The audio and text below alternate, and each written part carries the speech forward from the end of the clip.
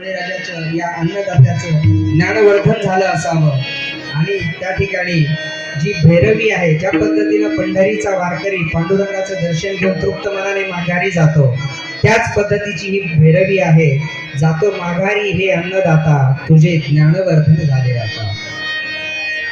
जातो माघारी, जातो माघारी, जातो माघारी हे अन्नदाता, जातो माघारी हे अन्नदाता, तुझे ज्ञानवर्धन झाले आता, तुझे ज्ञानवर्धन झाले आता, तुझे ज्ञानवर्धन झाले.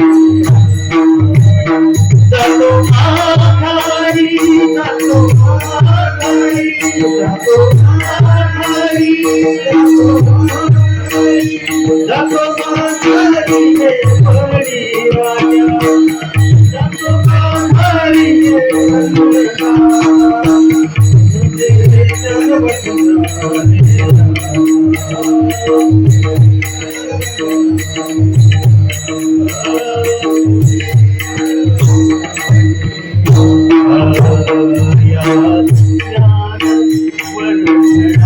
राजाचं या अन्नदात्याचं ज्ञानवर्धन झालं असावं आणि त्या ठिकाणी जी भैरवी आहे, ज्या पद्धतीनं पंढरीचा वारकरी पांडुरंगाचं दर्शन घेऊन तृप्त मनाने माघारी जातो, त्याच पद्धतीची ही भैरवी आहे. जातो माघारी हे अन्नदाता, तुझे ज्ञानवर्धन झाले आता.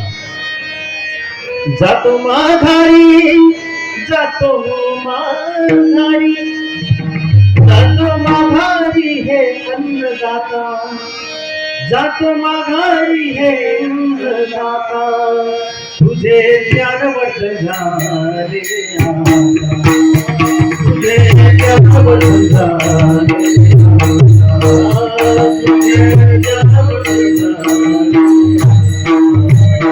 जातो माघारी, जातो माघारी, जातो माघारी, जातो माघारी, जातो माघारी हे परी राजा, जातो माघारी हे अन्नदाता, तुझे ज्ञानवर्धन झाले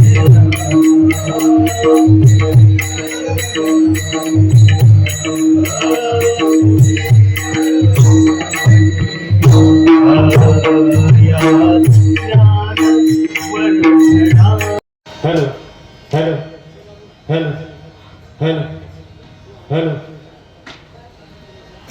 झालेला आहे, सत्कार यथोचित झालेला आहे. तर लवकरच आपल्या समोर सादर होत आहे. हॅलो हॅलो हॅलो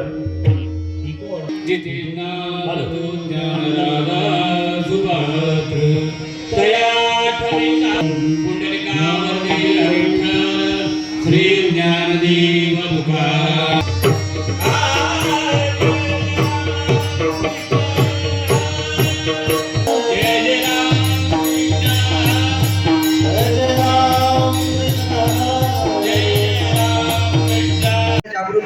हे म्हणत नाही की मला हेच अमुक अमुक कीटकनाशक द्या, अमुक अमुक औषध द्या.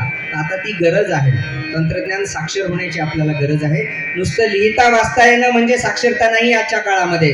आजच्या काळामध्ये तंत्रज्ञान अवगत करून घेणं आणि त्याबद्दलची माहिती असणं त्याला साक्षरता असं म्हणतो. जर आपल्याला लिहिता वाचता येते फक्त, परंतु एखादी तंत्रज्ञान नेमकं काय आहे हे माहीत नसेल तर त्याला आपण साक्षर म्हणू शकत नाही आजच्या काळामध्ये.